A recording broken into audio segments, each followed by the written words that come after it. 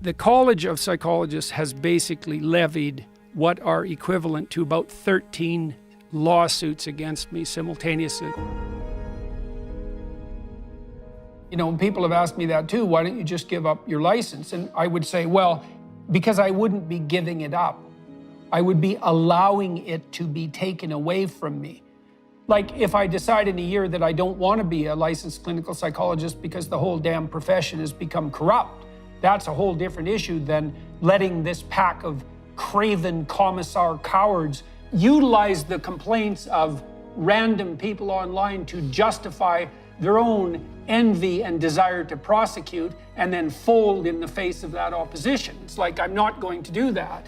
The only thing you have in a complex situation is the truth. That's all you have.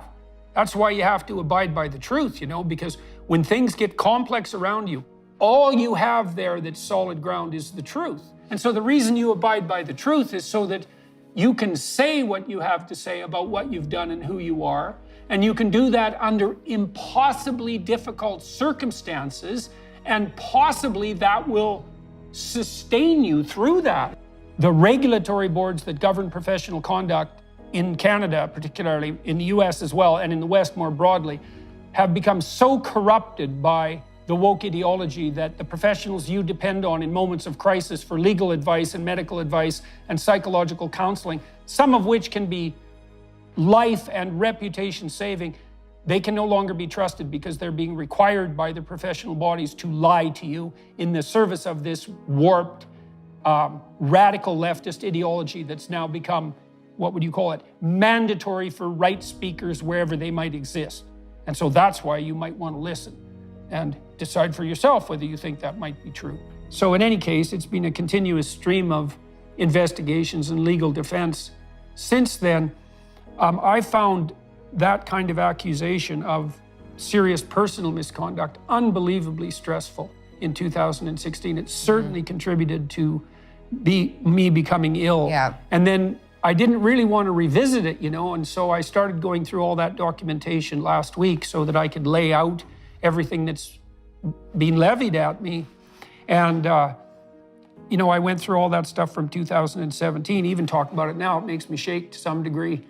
Afterwards, I could hardly stand up. I just about fainted 3 or 4 times and, you know, had a real hard time keeping myself composed. It's very off-putting to, let's say, to have attempted to conduct myself extremely carefully in my professional occupations as a professor and as a clinical psychologist for decades, you know, to step very carefully. Of course, I never had any behavioral accusations levied against me at Harvard or the University of Toronto or as a clinical psychologist in the 30 years I was a professor and 20 years of private practice. And then to be accused of serious personal misconduct, the essential claim was my seductive behavior as a therapist. And the evidence offered was that when I was offering my advice, I would spin my wedding ring, which was apparently some Freudian indication that the college has a tremendous gavel to wield, a tremendous hammer, and to have that brought down on you it's no joke, you know. And I've known a lot of people now who've been investigated for that sort of thing by mobs, let's say, of one form or another, and it's very, very hard on them. So when I revisited all this, it was really, and I'd probably been avoiding doing it to some degree, you know, although, you know, we had to wait until we moved forward with our legal challenge before we could make any of this public. There was still an element of avoidance, and no wonder, you know, it really lit me on fire again when I was going through this stuff. But one of the upsides was, you know, I reviewed and organized the complaints that are levied against me now, the accusations for which I've already been sentenced, essentially. And the upside of it was that, well, these accusations are so incredibly preposterous and political that it's almost incomprehensible.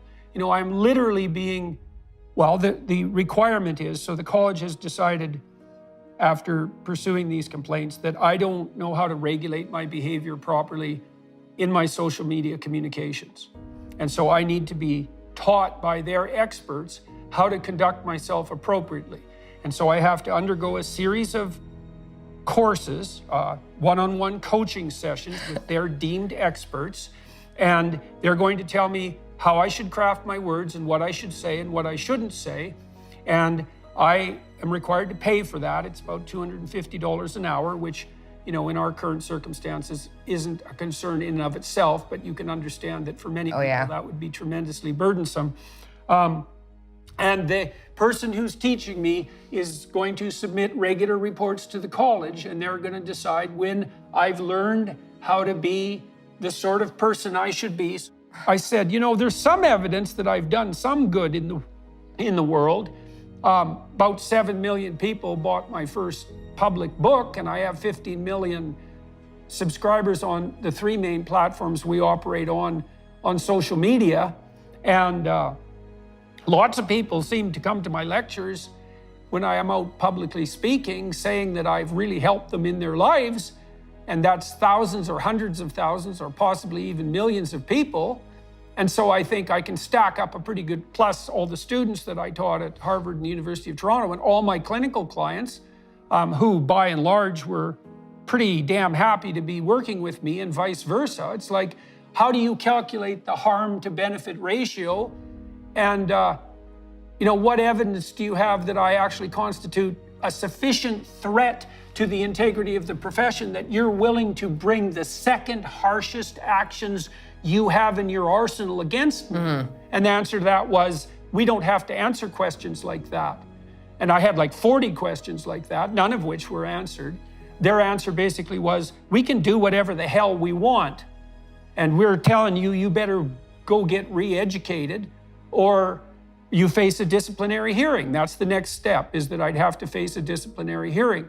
And what I'm going to do for that, I do believe they videotaped that, and I'll take the videotape and put it on my YouTube channel, and people can decide for themselves, which is exactly what I want to have happen in this situation. Like you and I talked about our strategy here, and I have been unbelievably angry about this. So it's been very hard for me to control my anger, and I know that's not right, and that my desire to seek vengeance is inappropriate, as is the desire in general to seek vengeance, right? But it's very difficult to read through these allegations and to face this waste of my time and the stress it puts on us, to me and your mother and our whole family, without being outraged at this, and a lot of the battle for the last couple of weeks has just been to keep my temper under control.